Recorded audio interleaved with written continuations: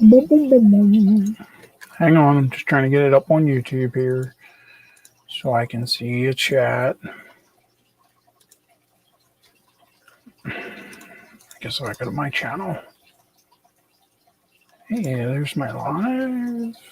Mute that. There's my chat. Hey, Dwight's in the house. I think you're late. How am I late? Hey, Dwight, can you hear me okay?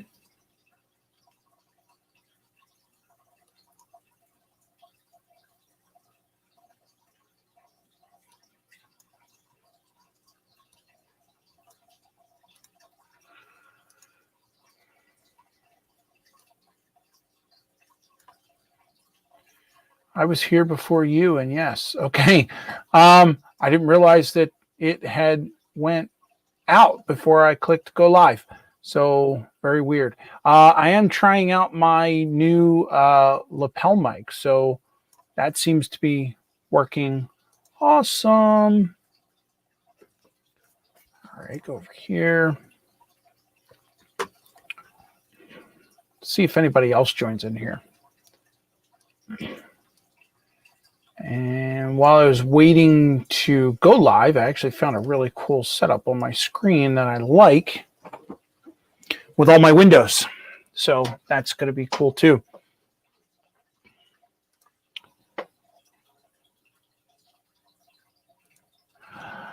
Well, it's Saturday afternoon. I wasn't doing anything, so I started actually playing around with speed matching some of my locomotives, and I ran into a small problem, and I wanted to. I can't figure it out, so I figured the wife and kids went out shopping. I'm just going to go live and see who joins in and see if I can get some help.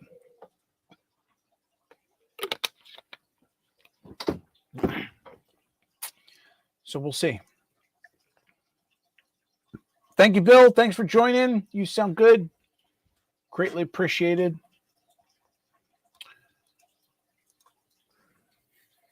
So I'm just going to wait a couple minutes and see if anybody else joins. Maybe we can get someone who can who actually knows something about speed matching and using JMRI, because that's what I'm trying to do.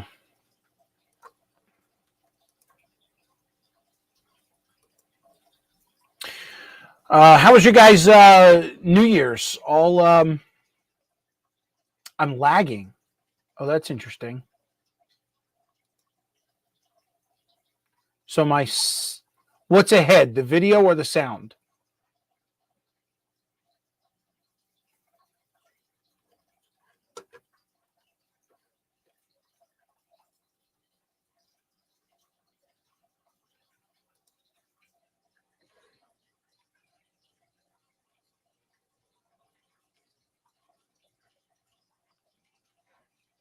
Okay, you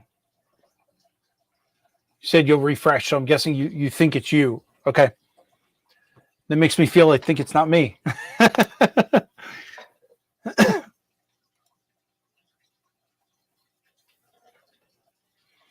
All right, it says 5 people are watching. I know Dwight's 1, Bill's 1, and I'm 1. So there's 2 people that I don't know of.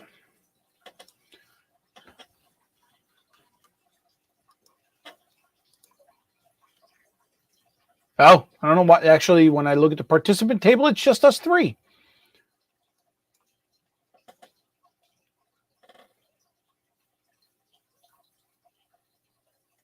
Strangely enough.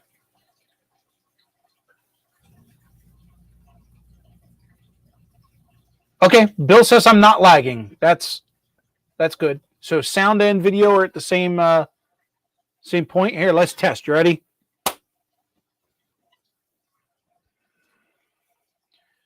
Alan Ashworth is watching. Well, hello, Alan. From Tar Heel and Patch. Awesome. Thank you for stopping in. As my video title suggests I need some help speed matching some locomotives in JMRI. So as I was telling the other guys, I wasn't doing much today, and the wife and kids went out. So I figured I got a whole little setup here on my tabletop, which took me probably about an hour and a half to do. But I was going to show you guys how I do JMRI. And then I've also got a couple locomotives here that I want to speed match.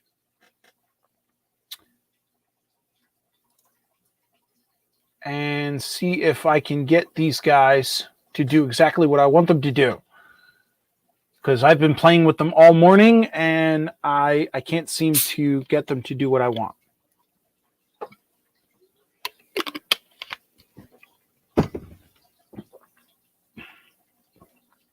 You know what? I'm going to move this around because I seem to be looking to the right. So move that there. Put the chat there. And the switch there. There you go. Now it makes it look like I'm looking at you. All right. I hope everybody had a great New Year's. New Year's Eve. Did anybody party it up or throw some poppers in the air or have any safely socially distanced parties?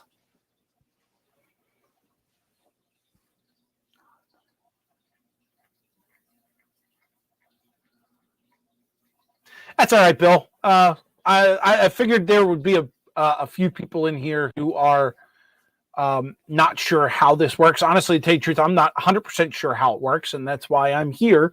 But yeah, stay tuned, and maybe we can teach you something. But I'll show you. It's been 7 minutes. Let's see. I'll show you what I got so far. So I'm going to move you over to my other desktop screen and show you JMRI. So this is JMRI that runs off of my Raspberry Pi. And what I've done is right now you're looking at a speed table for locomotive CSX 5399. I also have the other speed table up for the second locomotive, CSX 5956. Let me show you what my issue is. So here are the two locomotives, and they are the same locomotive, same manufacturer. They are both Walther's mainline locomotives. The only difference is 5933 has a Soundtrax decoder in it, and 5956 has an NCE standard four function decoder. So no sound, just a standard decoder so it can run. My idea when I bought these guys was to consist them, and I only really need sound in one of them. So that's why I got the 4-function decoder. But they run very, very differently right now, and I'm not 100% sure why. I put the speed tables matched directly the way, each one is. And it seems like what I'll do here is I'll turn on my wireless throttle. And I've got, like I said, I've got the consist set up. So once I turn on the locomotives,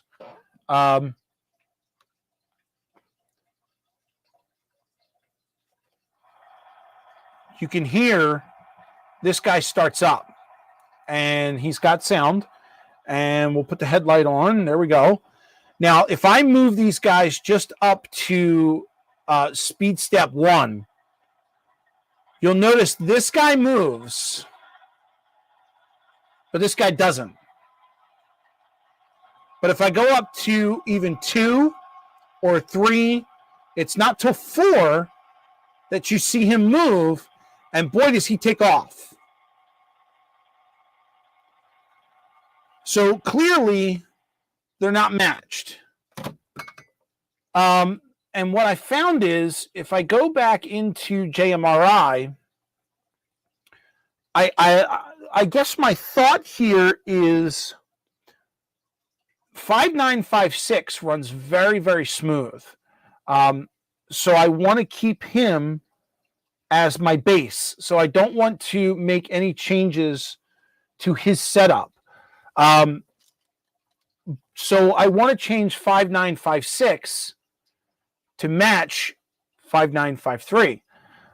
So if I look at JMRI and I look at 5956, I'm just going to do what I didn't tell you, was that I also have, when I set these tracks up here, there's a bunch of wires off to my right-hand side here, which are actually controlling both track power and programming track power. So I've got a small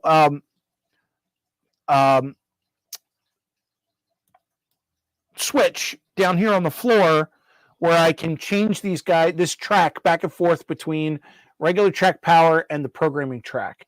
So I'm going to unhook the lead that I have here going to 5953 because I don't want to change him. So right now, technically 5956 is the only one that's on the programming track.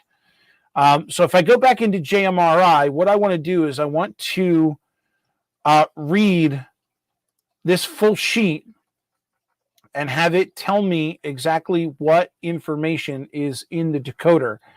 And I'm not sure if you could tell on camera, but each time it reads one of these values, locomotive lunges forward a little bit.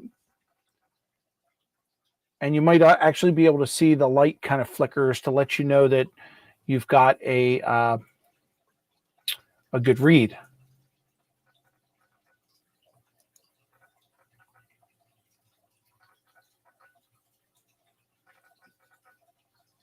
It's not done yet.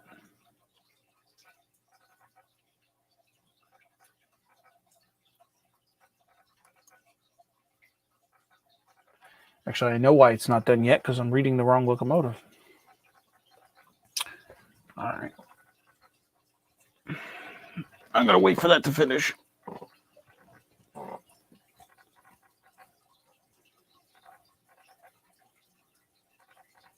I was on the wrong page. I was over here and I hit read.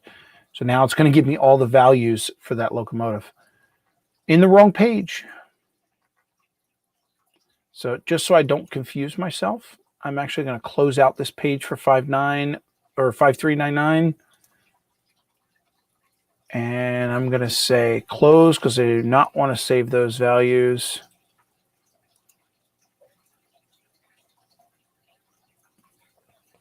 Actually, I think I just closed the wrong one.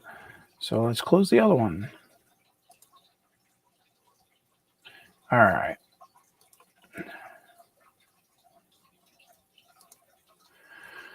Let's get back here. Roster.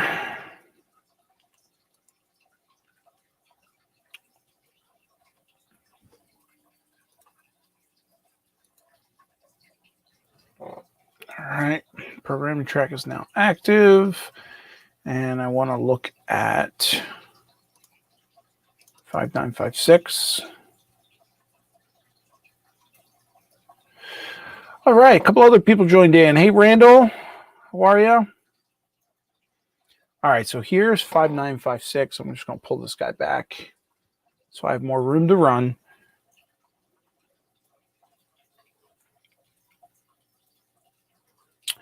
And I am going to read all sheets just so I know I have the most updated information. This usually takes a few minutes.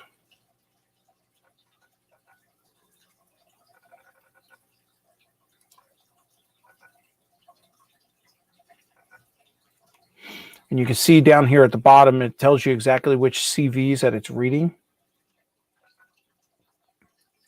And it jumps around. It'll do, like, for example, there's CV 16 and 17, and then it jumps back to 2. So it's not really consistent, but it does the job.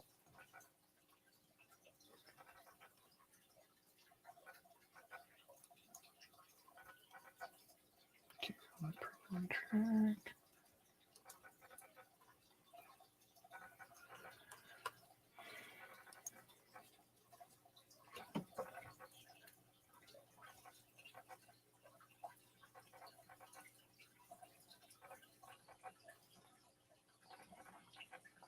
Now you can see those values right there. They're changing from, they're going from yellow to white as it's reading those CVs. And you can see the numbers going up on the speed table there.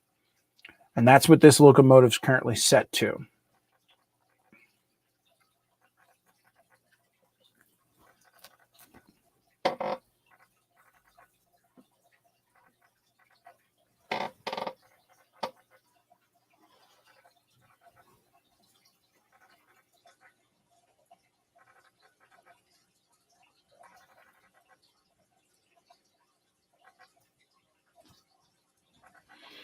It's still going. It's probably on another tab by now. Yep. Now it's here. So again, all this is doing right now is it's reading all of the CVs in the locomotive and it's showing them to me on these tabs in JMRI. JMRI will display, if you go in there without the locomotive, it will display the last known information that you saved.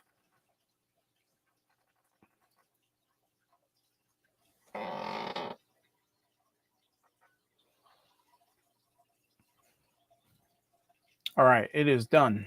So that's that.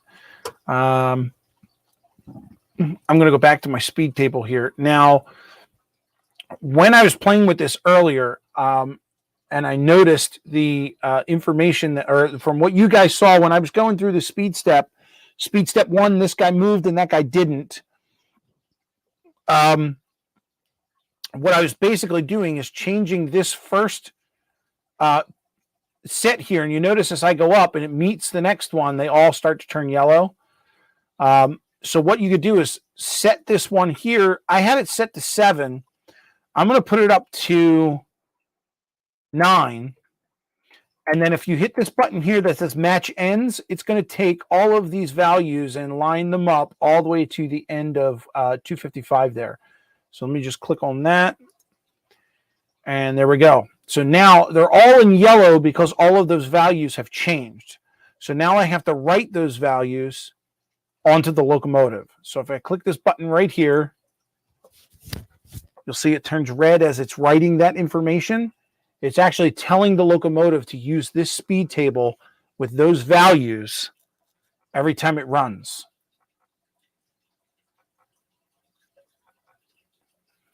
And again, this is just information that I learned by playing with it. This is the first time that I've ever tried speed matching two locomotives. I've seen videos online and I've tried to follow them and it didn't seem to be working, and that's what led me to go live.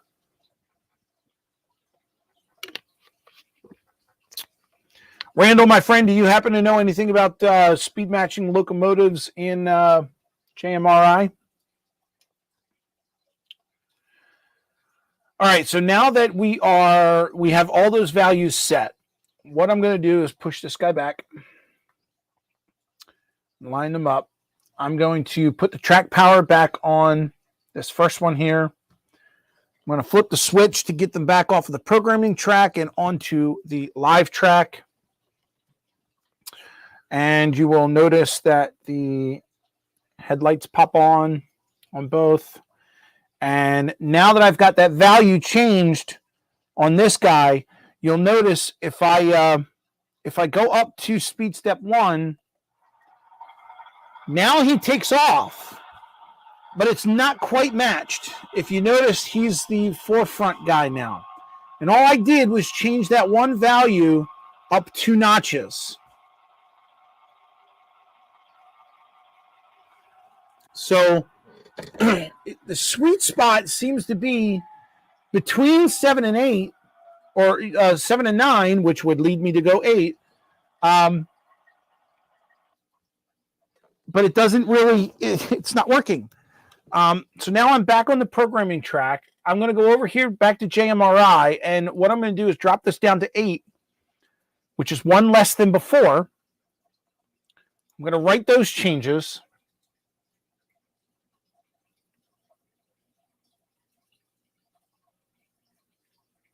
And now if I jump back on, I'll flip back to track power here. And now same setup. So all I did was I changed okay.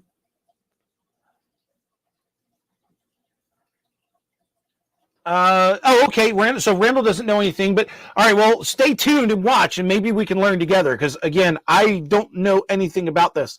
I only know from what I saw on YouTube and then started trying this morning, and it led into my problem. So originally when I did the first test, when the stream first started, that value in JMRI was at 7.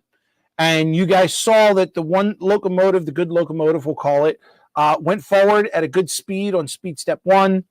But this guy didn't move. So when I go to 9, they move, but this guy goes forward way too quickly. So you would figure the happy medium would be 8. Now it's set to 8, and watch what happens. It looks kind of good. He's a little fast, but that's okay. But here's what I noticed before. Let me just slow this down. I'm going to back these guys up. I'm going to go forward, and I'm going to incrementally go from 1 all the way up. So here's speed step 1, 2, 3, 4, and then once I get to 4, this guy takes back off again.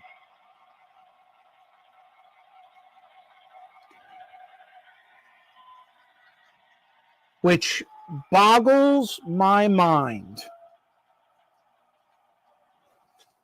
So I'm going to guess... I'm going to flip back over here to programming track. Take this guy off.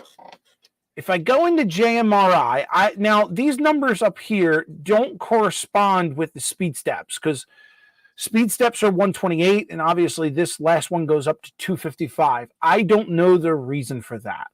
But what I'm going to do is I'm going to take this notch here, which is set to 18. It says step 2. Okay, here we go. Step 3, step 4. Does this one say 128? No, it says 28. That's interesting. That's very interesting. So it goes through the steps, but only to 28.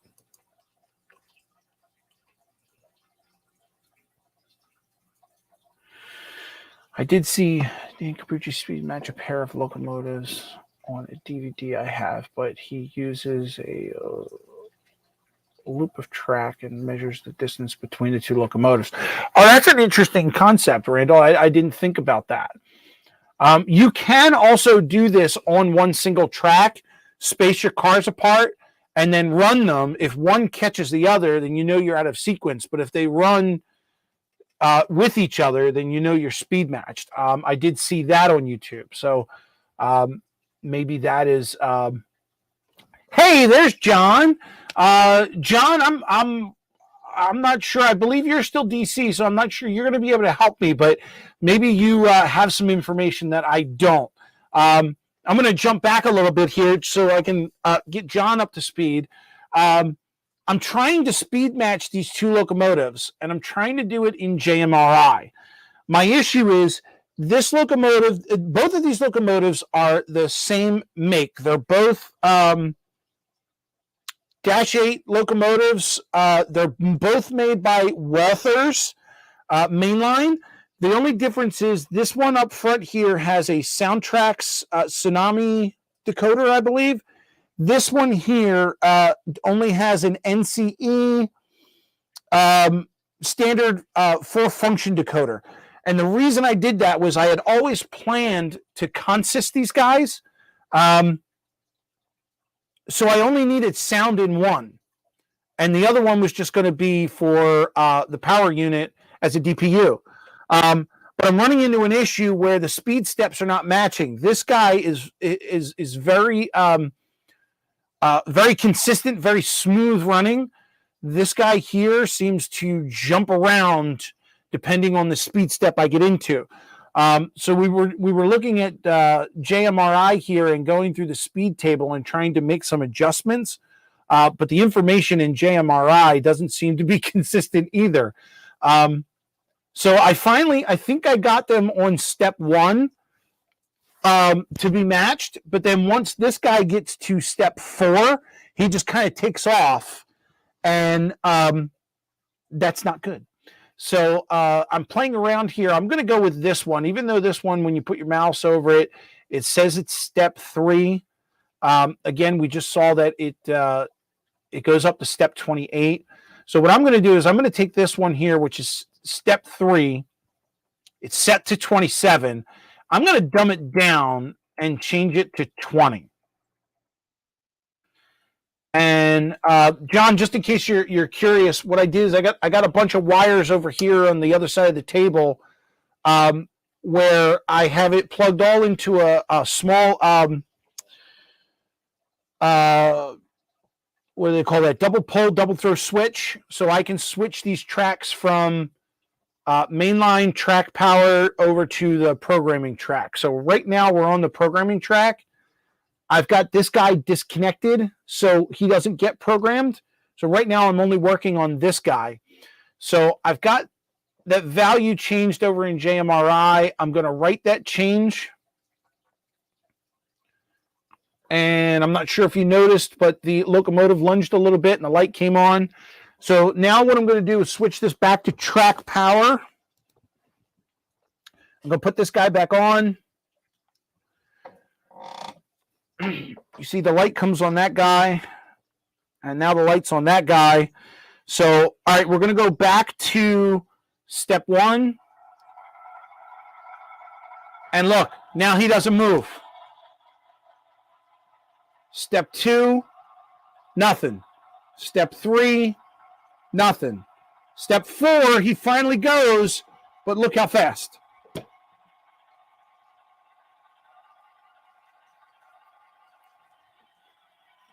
So I'm at a loss here. I'm not sure exactly what's going on. Going back to programming track. I'm going to put this back at 27 where it was.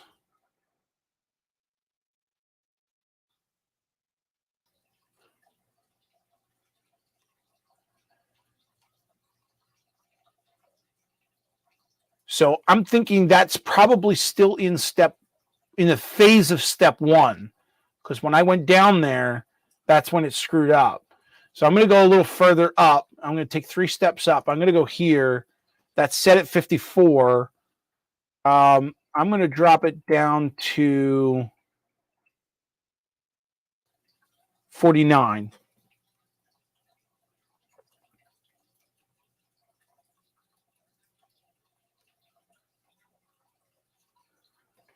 Okay, that's good, John. So as long as I'm not like, I know I'm not going crazy, I can tell you that much. I'm going to write these 2 changes. And then I'm going to jump back. You know, honestly, I thought it was going to be easier than having to do this over and over and over. But I guess not. So let's get the headlight on. There we go. All right. So I changed those 2 values. The one value went back to where it was. And then we just went higher up in the chain here. Hey, Weber and Lee, how are you? So I just went up here in the table a little further and dropped that down. And I'm hoping that is step 4. Let's see how it goes. All right. So here is step 1.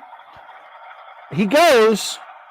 He's a little fast, but at least now he's moving on step 1, which kind of actually makes no sense because the value that I changed a few minutes ago made him stop. Lance, how's it going, bud? So let me back him up. Let me back both of these guys up here. I turned the sound off because it sometimes gets annoying. So let's do step 1, step 2, step 3, step 4. See, he still lunges forward at step 4.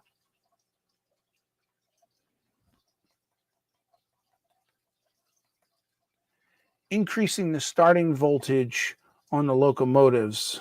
I heard, I was looking at that too, but then here's something that I found. So if you go over into JMRI, over to the basic speed control, here's the starting voltage, but these voltages are only used when the speed table is not. So if I want to use the speed table, it's going to disregard these. Here it says to turn it off, use the speed table. So if I use the speed table, then these are disregarded. But I did think of that, or at least I noticed that, Randall. So I don't think changing the voltage is going to do anything. I mean, I could certainly try. I mean, let's take this up halfway, and I'll change that. We'll save that, and then let me go over here to the speed table. That's the one we changed before. Okay, this is the one we changed now. All right, I'm not going to make any changes to the speed table because I made changes on the basic tab.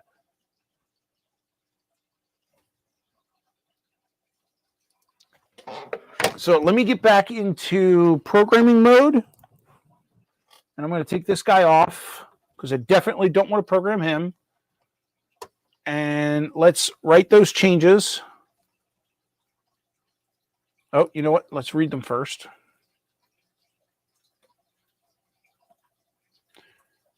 Read full sheet.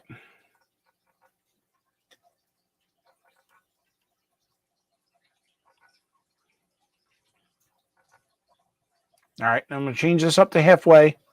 That's right about halfway. I don't know what is this number? 255. All right, so we'll go about halfway. All right, and say write changes to sheet. I don't know if that's supposed to be that high or not.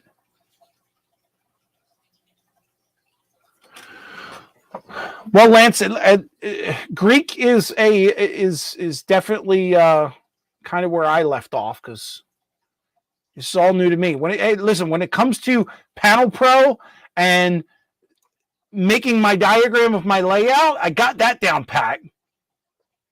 But when it comes to these locomotives, I'm kind of at a loss. Hey, Steve, how's it going, bud?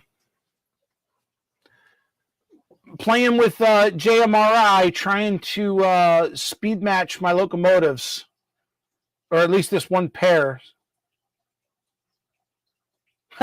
Steve says this should be good. Have you done it before, Steve? Because I haven't. This is just me playing.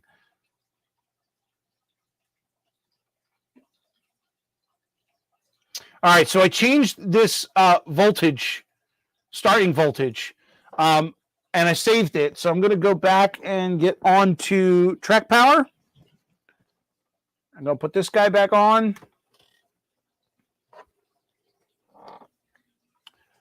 All right, let's see what happens. We're going to do speed step 1. He moves, but again, I think that's only because the table was matched before. Attempted and not easing. I'm surprised you don't have a loop. Well, I didn't have a loop that I could put on the table here. So I figured I would just go with 2 pieces of track. But I still have that same issue when I get up to speed step 4. He just takes off.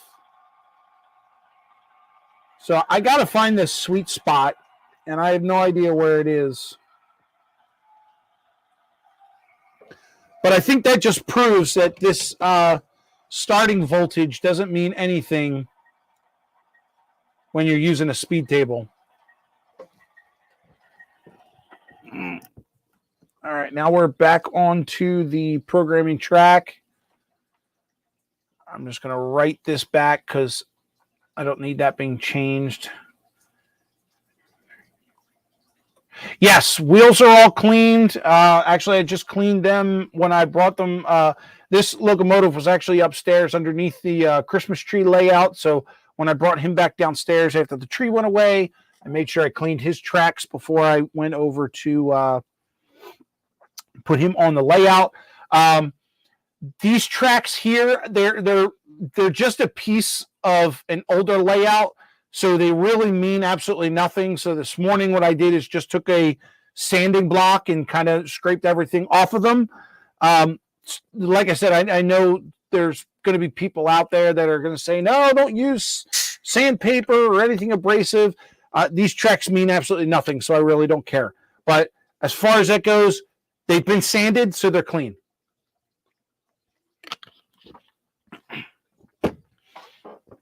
And I get no hiccups when I run them back and forth. So I know they're clean because there's no hiccups. Are they them decoders? Not sure what you mean there, Steve. The decoder in this guy here is a Soundtrax decoder. The decoder in the other one is just a standard NCE 4-function decoder, not sound. So no, not the same decoders. And that's, I think, where my problem lies. And the reason I did that was because I had always planned to consist these two guys, and I only needed sound in one. So I kind of just went the cheap route and got a standard 4-function decoder because he's only going to be the DPU. He's only going to be, either pushing or pulling, and I don't need sound in him. And I know that's exactly where this problem started. Had I had the right decoders or the same decoders, we wouldn't be having this discussion. But, Steve, just so you're aware, the two locomotives are the same. Same manufacturer, same motor, same parts. Many people have issues with different decoders. Yep. I'm late, but you're on the wrong page, JMRI, for speed matching, at least for the way I do. Yes, I'm sorry, Steve. Yeah, we were just checking the values on here. Someone had mentioned trying to change the voltages, and we just kind of proved out that this means nothing when you use the speed table, and the speed table is what I am using. So yes, good catch, buddy, but we're already there. So the problem, I'm going to run Steve C. Have you done speed matching in JMRI? Do you have experience with that? Well, you said that's the way I do it. So, okay, Steve, let me catch you a little bit up to date as fast as I can. See, Jack, he has the best way of speed matching since he just scale trains. So, Steve, both of these locomotives are -8 locomotives, both made by Walthers. They are the same exact locomotives. The only difference is this has a sound decoder in it from Soundtrax. This one has an NCE 4-function decoder. They are, right now, I've got a little rig off the camera here that's giving me track power and programming track all at the same time. Right now, we're on track power, and they are consisted together. When I run them, you'll notice here, this is speed step 1, and this guy's kind of taken off. And then when I get up to speed step 4, you see he really takes off. And you would think that it would be really easy to change those values. But it seems like even when I change just one value, like this starting value over here says 8, if I drop this down to just 7 and write that to the decoder, no, I don't have an AccuTrack.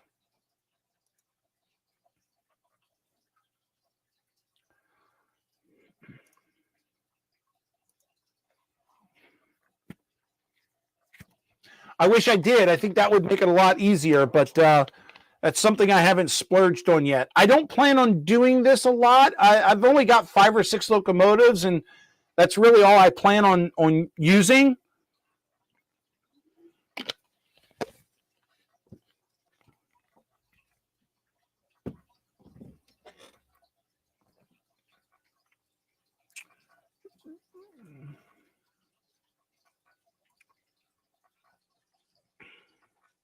So I'm just writing the speed table here.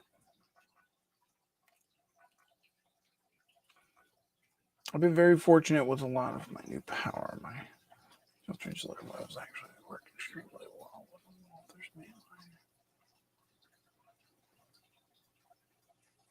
That's awesome, Randall. Good job on that one. All right, Steve. So all I've done is change the one value for this very first speed step only down from an 8 to a 7.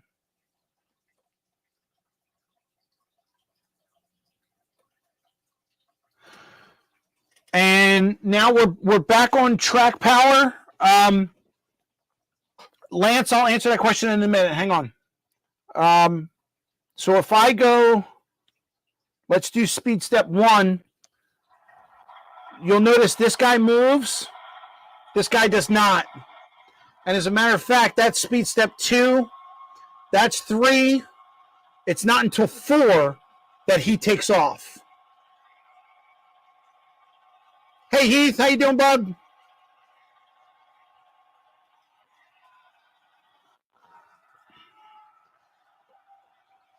So just by changing one value, I get a whole different response.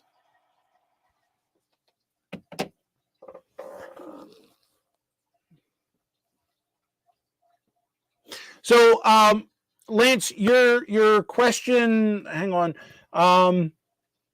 Do they both have the same speed steps? No, they don't. And actually, let me explain why.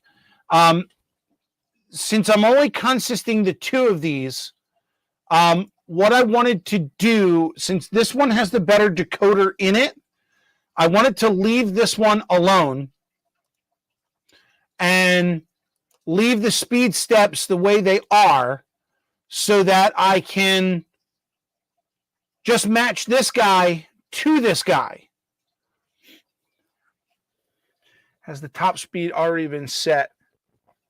And he's just tweaking the lower ends. Humanity, I haven't gotten to the top speed yet. Actually, that's a very good point. Let me get back to that in a minute. I want to finish what Lance had mentioned. I lost my roster. So if I open up 5953 here,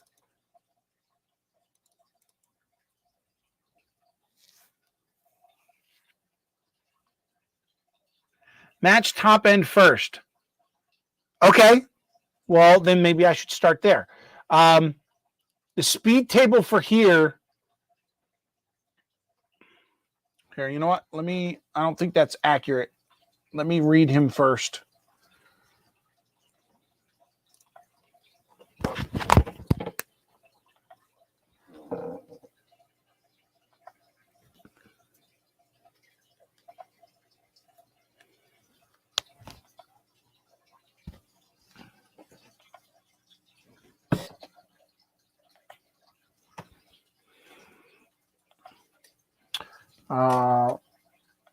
Why are we not getting detected? Oh, see, he showed up and now everything's going to hell.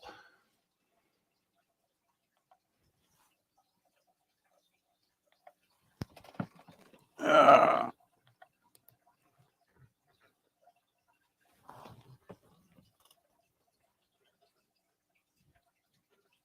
right, hang on. Let's stop that.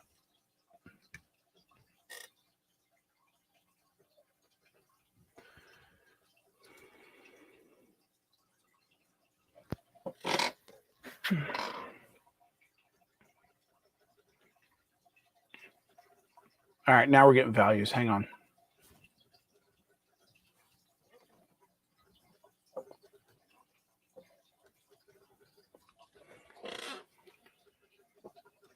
Once top speed is set, then you adjust the curve. In reality, just decide on the speed you're going to run and the speed match that speed. This does not really matter. Okay, that makes sense, Heath.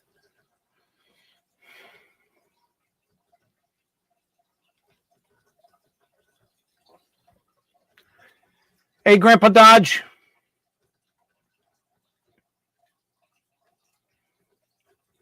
Hey, Mystic, welcome aboard.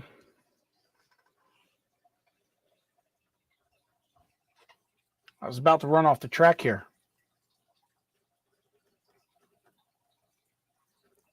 This thing's still reading values.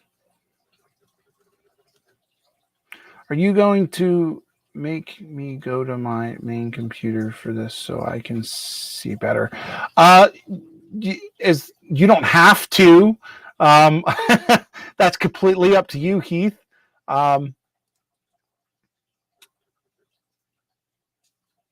Is there anything that I can do to make you see better? Here, what if I do this?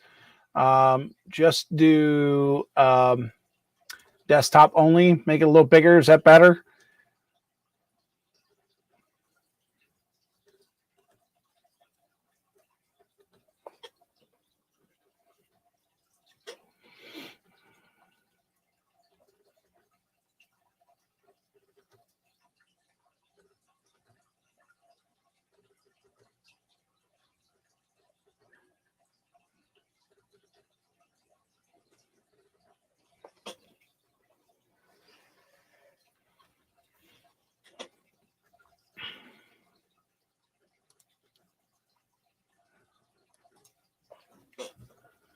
All right, we're almost done here.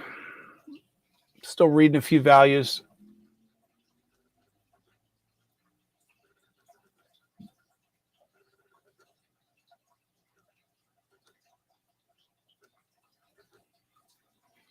Okay, so what you see is the true speed table for this locomotive, for the 5933, the one with the sound decoder in it. That's the one that I do not want to make changes to. I want him to stay as is because he runs very, very smooth.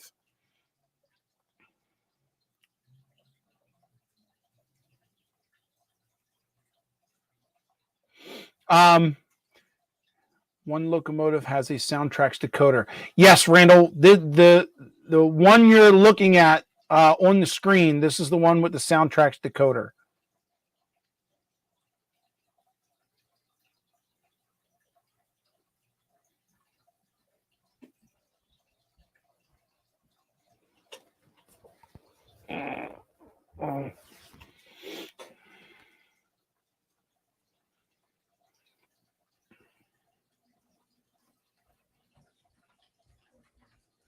You might have to adjust the speed on this table as the other one might not be able to keep up. Oh, interesting. Is there any way to make the other one smoother? We'll put it that way, because I don't like the way that it jumps.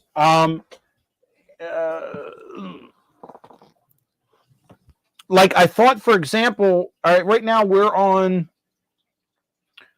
back on track power, and Heath, you'll notice when I start out here, they appear to be running fine on speed step 1 to a certain extent. He's pushing a little bit forward, but then once I get up to 4, he really takes off. And that's what I'm trying to figure out. If I can keep him at a minimal pace to stay matched, that's really what I need. That's when you have to start playing with the voltages and the speed step values. I understand what you're saying, Steve, but Steve 87th, but you can't do both. You can't have a speed table and change the voltages. Oh, Damn it. You're absolutely right. Here, I'll go to cell phone. All right, I'll do that again, Heath. All right, so speed step 1.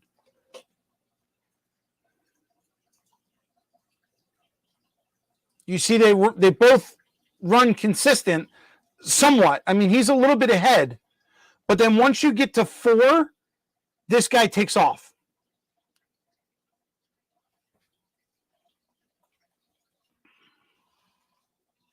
See, Heath, you made me change the view on the screen, and that's why you couldn't see the Locos. Put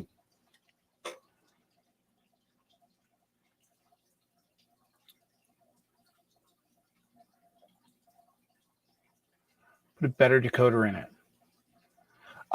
Yeah, that's Heath. I'm just going back to your other comment of putting a better decoder in it.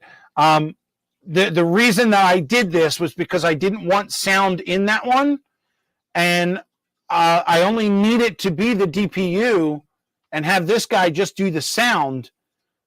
And that's the reason that I went with these soundtracks on this guy and just a standard 4-function decoder over here. Because I didn't need all those functions. Technically, all I needed to do is move and put the lights on.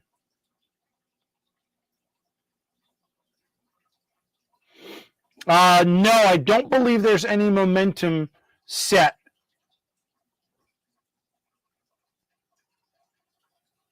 No, he starts and stops on a dime.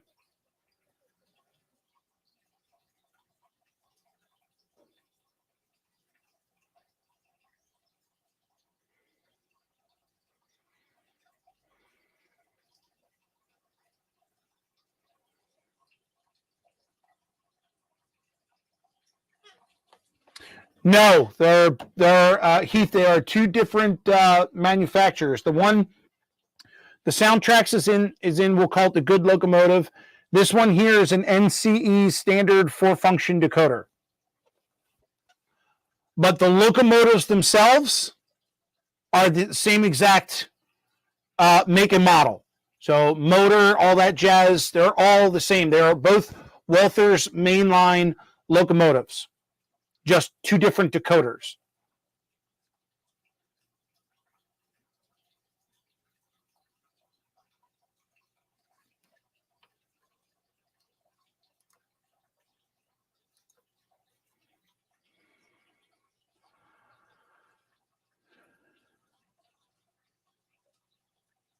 Okay, Randall, thanks.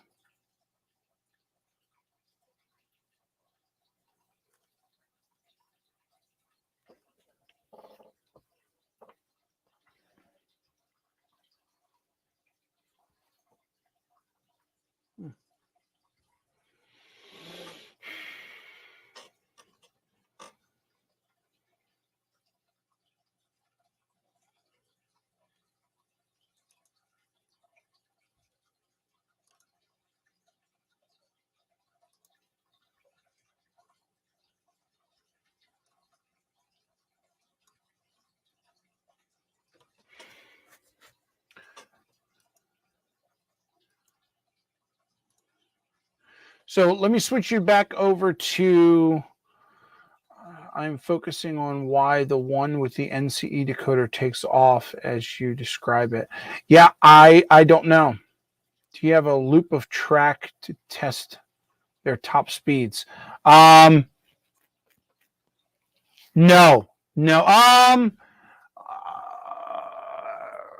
Yes, I do actually. I can. Trying to see how I can do this.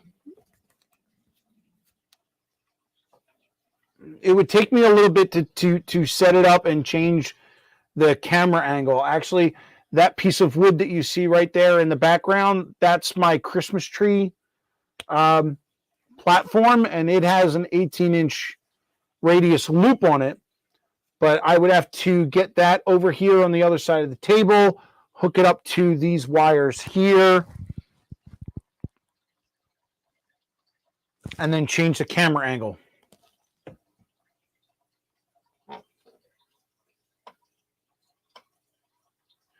So the NCE is taking off because at the same speed step, the NCE one would be moving faster. Yes, that's what's happening. And what I'm trying to do is get it to slow down.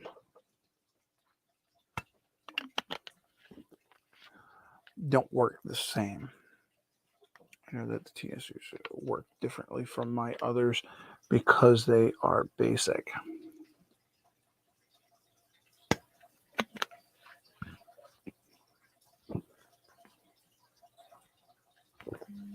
Rick, you do know you have the speed curve disabled, right? I think anyway. Um, I'm going to be honest with you, Steve. I don't know what that means.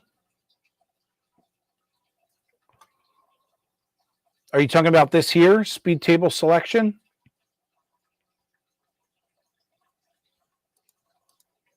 Curves not used.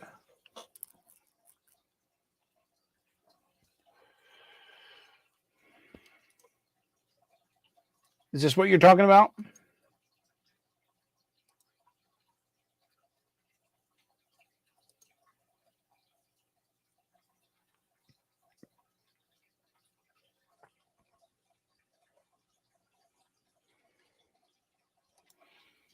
Okay. What should it be set at?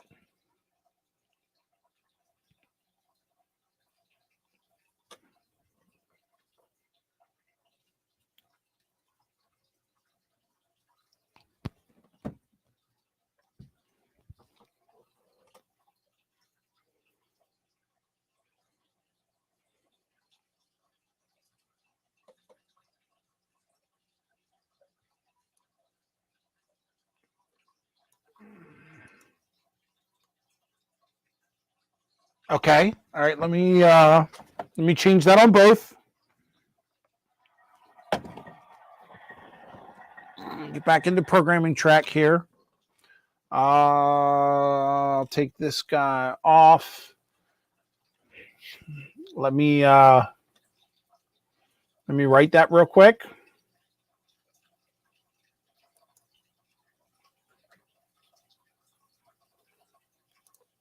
All right, let me switch my cables here. See, this one doesn't have that option. And this is the NCE decoder.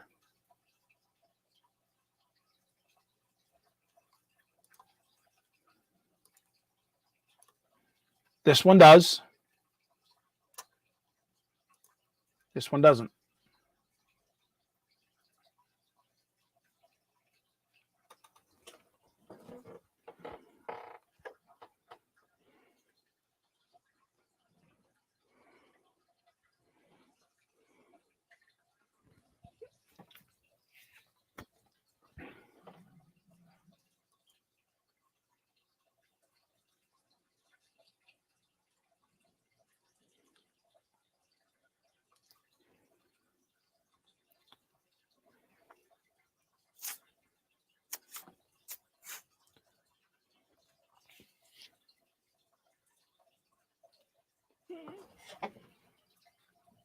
Okay.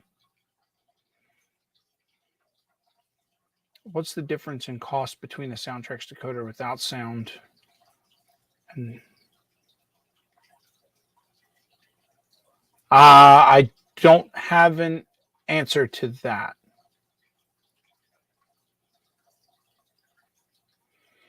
I can tell you the NCE decoder that's installed was probably somewhere around maybe like, I don't know, 18 to 20 bucks.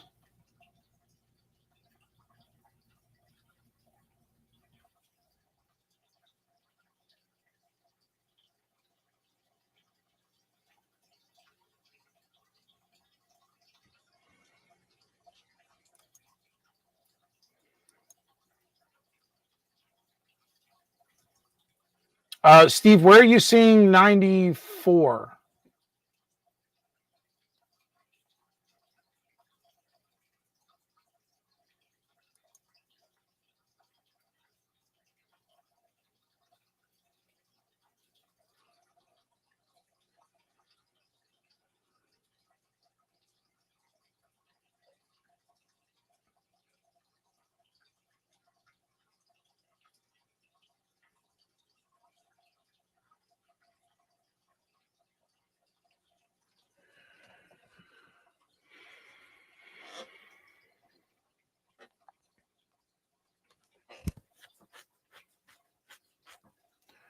to use speed table.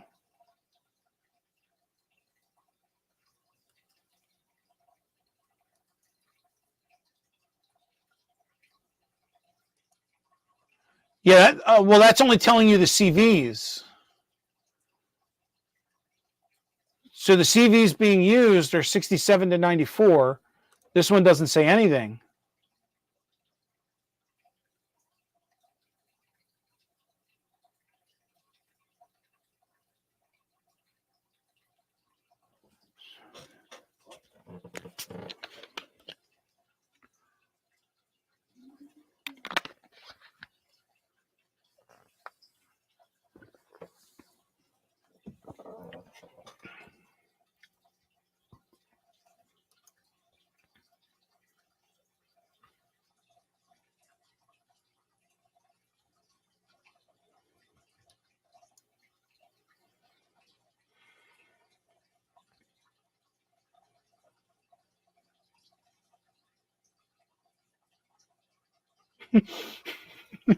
Heath, do you want to come up here?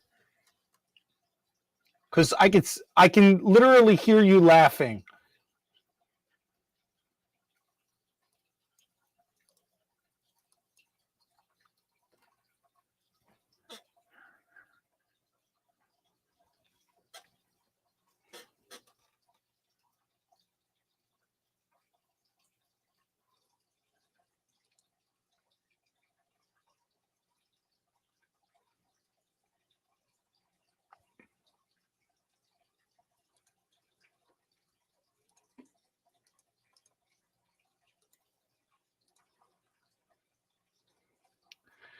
Oh, boom, boom, boom. Let's see if I can find Mr. Here, I'm going to shoot you a link. If you want to come up, you can come up if you want.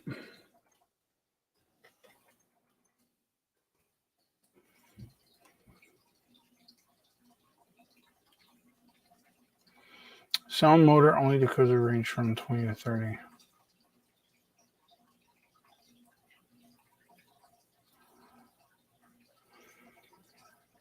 Soundtrack motor only decoders range from. Yeah, I don't know. This one came built in, Randall. So I'm not sure.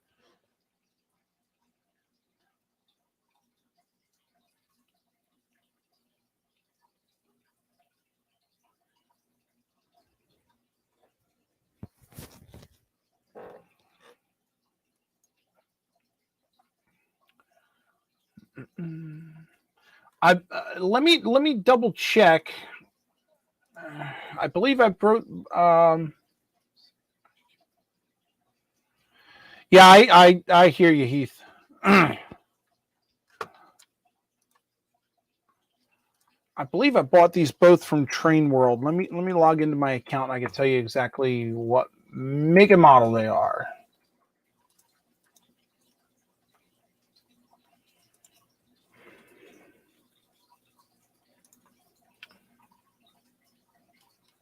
Dum, dum, dum, dum, dum, dum, dum, dum.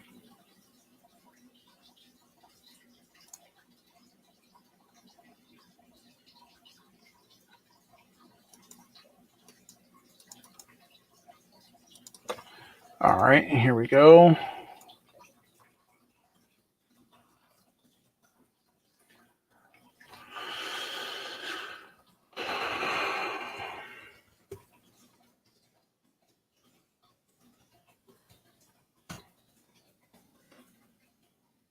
Of course, not available.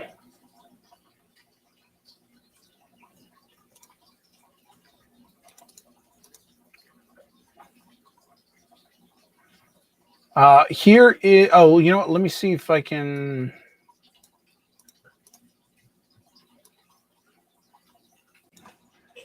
Here is the stock number for the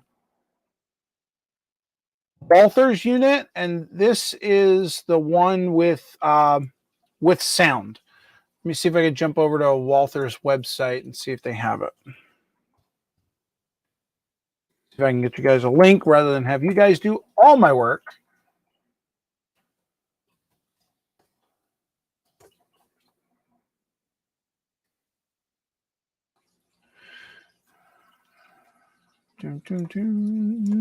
Of course, it says not found.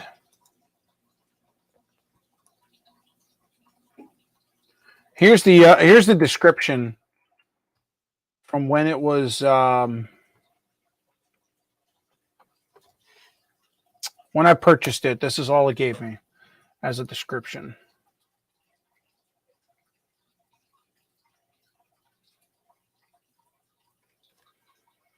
And I know I found this not too long ago because this is one of the ones that I had to replace the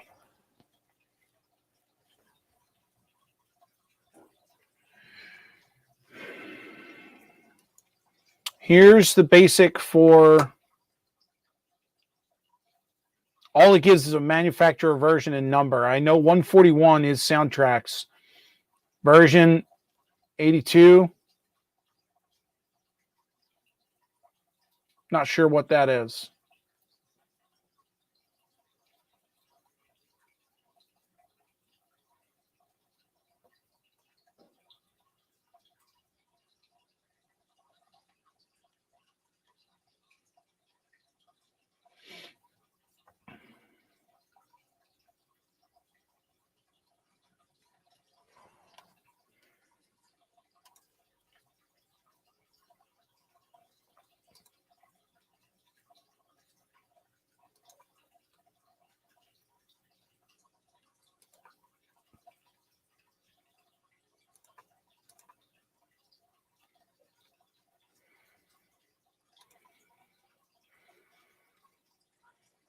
Looking for the second locomotive.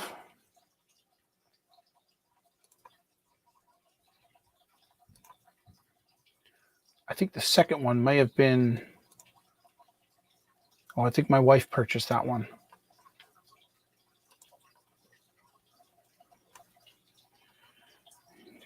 Back to them and see what I can figure out. Swap the decoders and see if the issue swaps with the decoder or stays. And that's a good plan, Heath.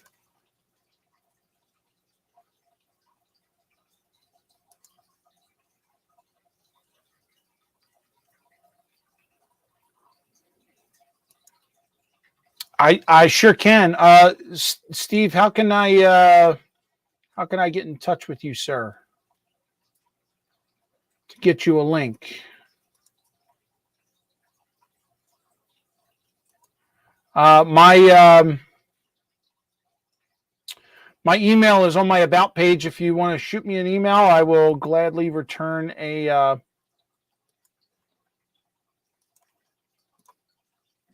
link to come up here and maybe we can figure this out together.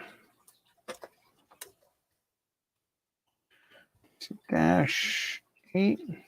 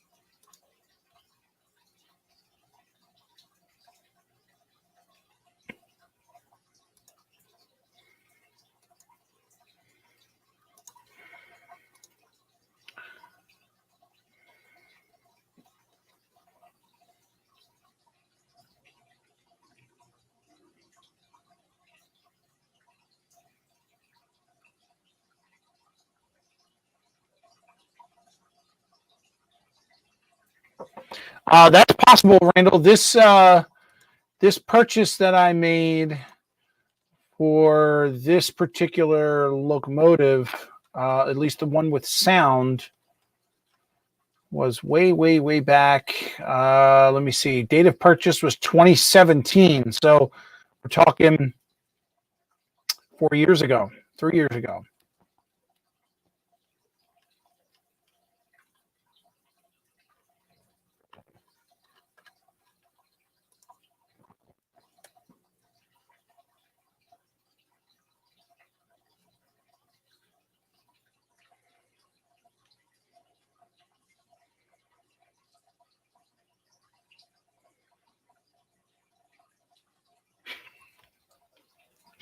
Wait, you said what earlier, Steve?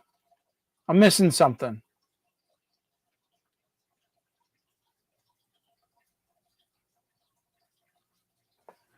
Story that I heard is that soundtracks could not keep up with the volume that Anther needed.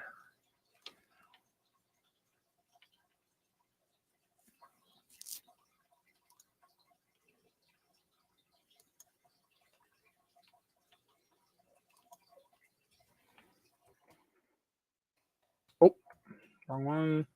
I got your email, Steve. Hang on. Let me get you copy here.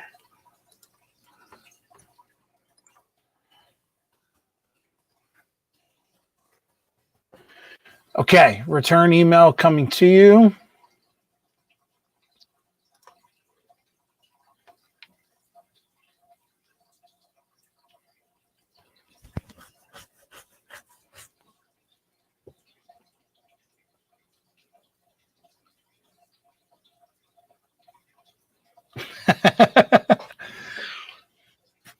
Well, I now have both, Heath.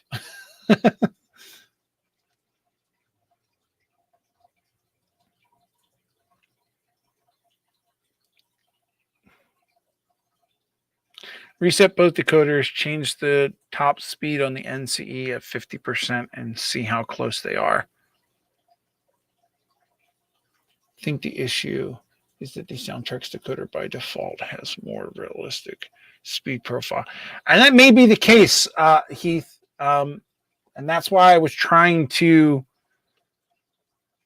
screw with it to get it correct.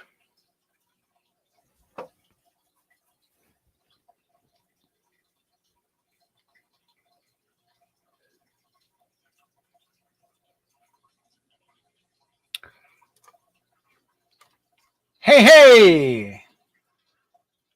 How are you, sir? Oh, I can't hear you.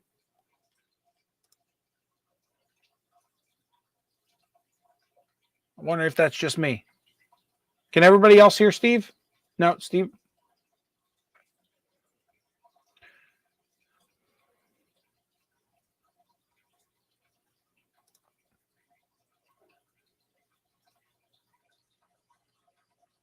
We can hear Steve. Oh, that's interesting. Why can't I hear Steve? Let me check my speakers. Hang on.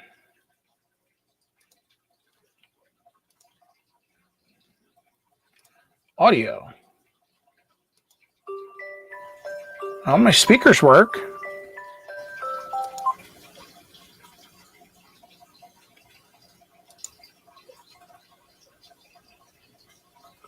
We cannot hear Steve.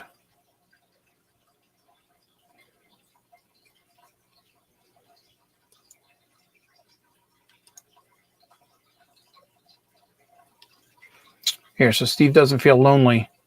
There you go. There's Steve.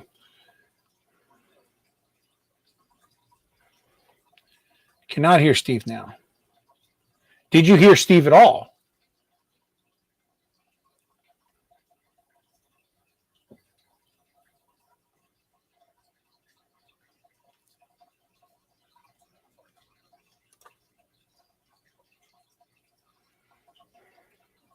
See, I'm having train problems and Steve's having sound problems and Heath is the only factor here. So I'm going to go that route.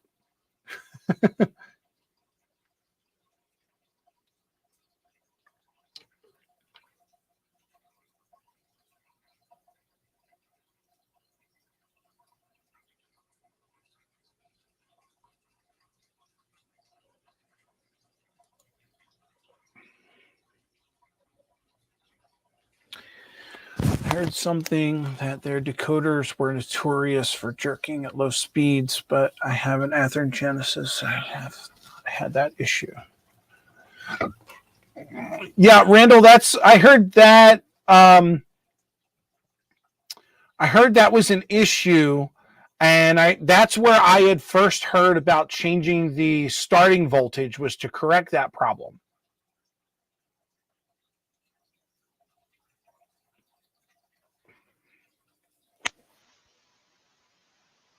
All right, can anybody hear me now? Oh, yeah. Hey, there's Steve. Welcome up, my friend. Welcome up. Did Heath leave? Yeah. No, I think he's still here. All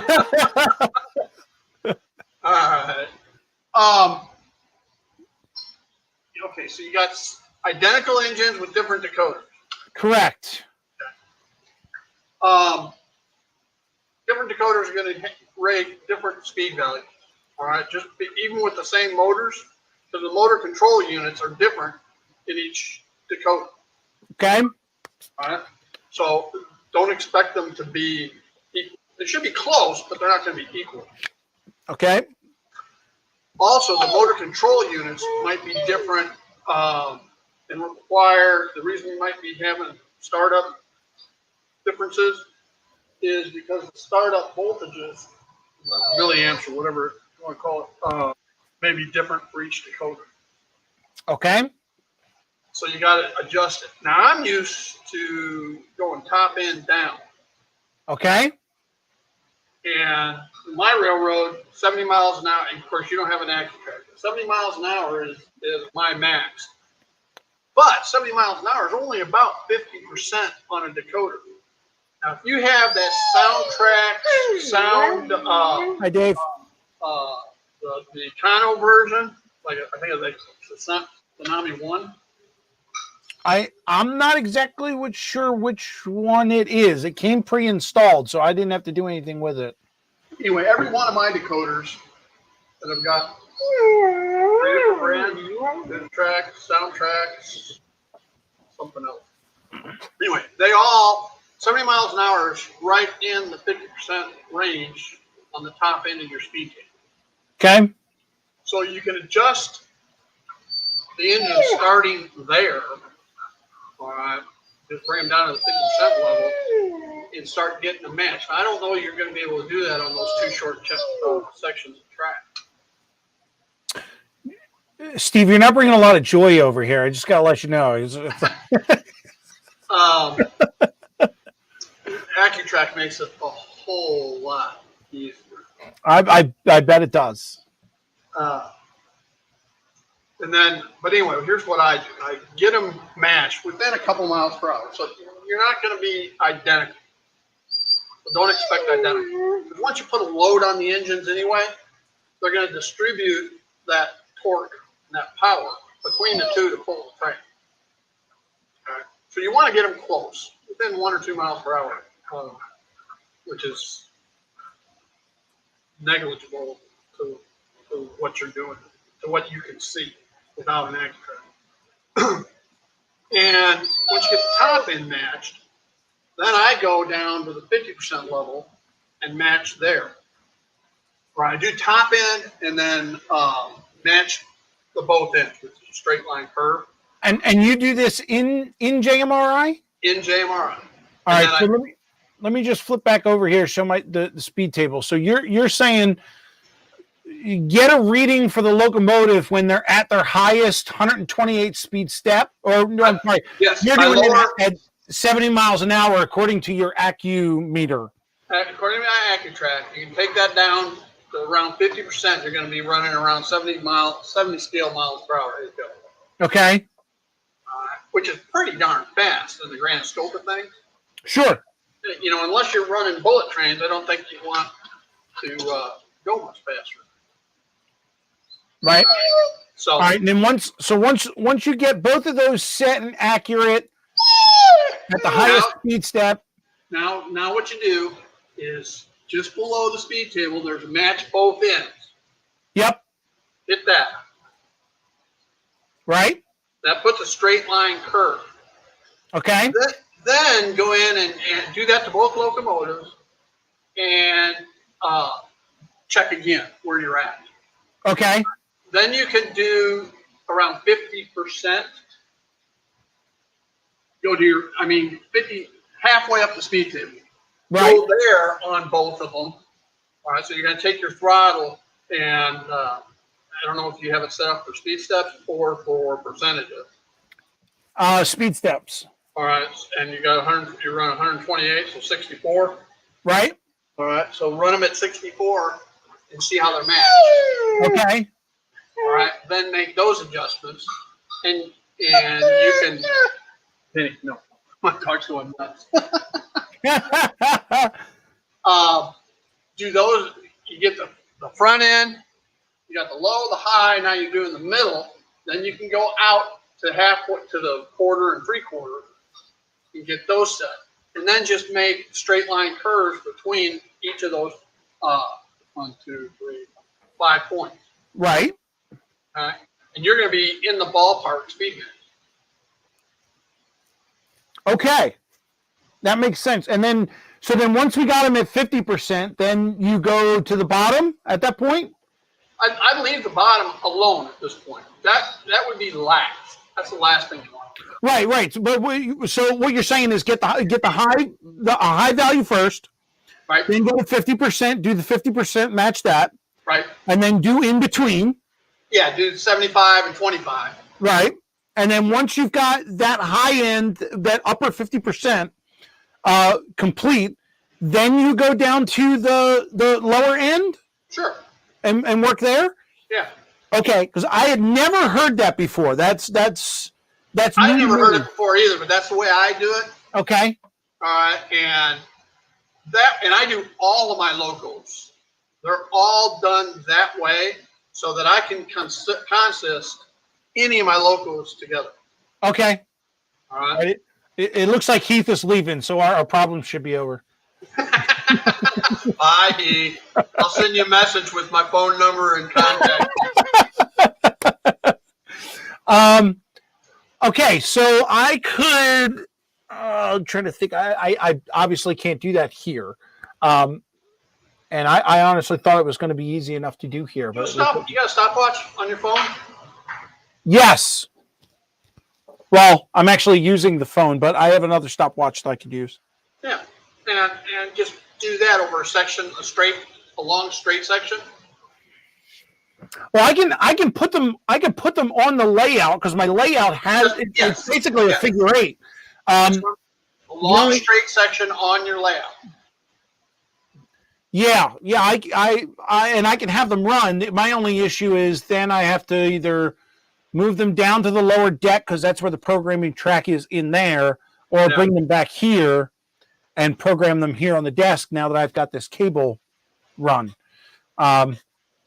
Okay. So, well, or take your desk piece and take it out the layout, lay it up top. Yeah, I could do it. Well, I actually have a section of track on my lower deck, which there's a spur that comes off of my rail yard that I have planned on putting like a UPS depot warehouse there, and that's already wired to be my programming track. So it's got a double throw switch. Okay. Which just make sure that your programming track isolated because you don't want to be reprogramming. Yes, yeah, and that was the reason why I kept sitting here playing with all these cables, making sure one track was on, one track was off. Yeah, don't want to do that. But I made sure before I got started with the stream, I went in the room and took all the other locos off the track, and they're just kind of sitting there on the foam. So now, if you want to go a little bit above 50% to start with on your high end, that's fine too. I'm just giving you a benchmark of where to kind of start. Sure. And as I was mentioning before, I also have the Christmas layout, which basically has an 18-inch loop. I can set that up and do it there as well. Actually, that might be better because I could put that on the floor right on the other side of my desk here and still keep the programming track here and not have to go far. You'll never stay on the track at 100%. Oh. Okay. All right. In the layout. Not until you get it down in the ballpark anyway. Yeah, that's true. Even at 70 scale miles per hour, they're still going pretty fast. Yeah. All right. Well, at least you got me to a point where I have an understanding of something I can try. Yeah. Honestly, I thought it was going to be. I mean, like I said, your method makes absolute sense. everybody else that all the other videos that I've tried, they're like, yeah, I do this, this, and this, and you're good. And I got to that point, and I'm like, I'm not good. I'm not good at all right now. Something's not right. And I will admit, I did go the cheap route on this by getting that decoder.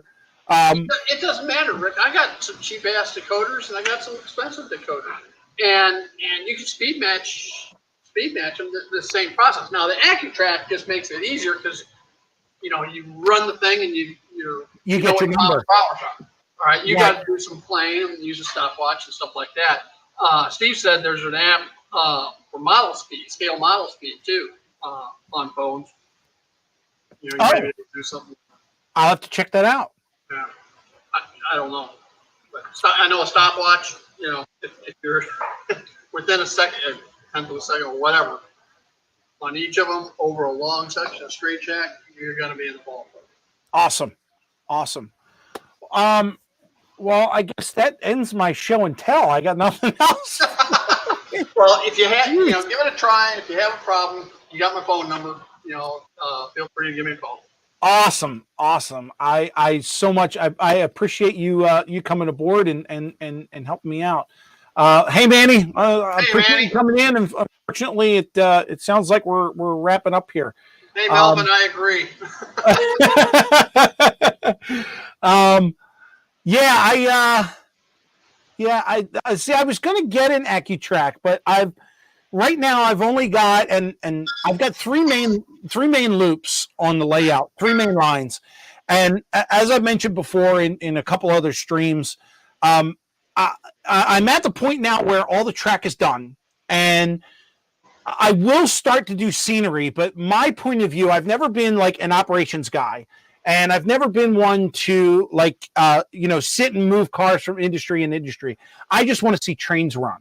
I did create a yard on a lower deck where I can go down there and use the switcher and make up new trains, but then I just plan on bringing them up to the main line and watching them run around in a loop.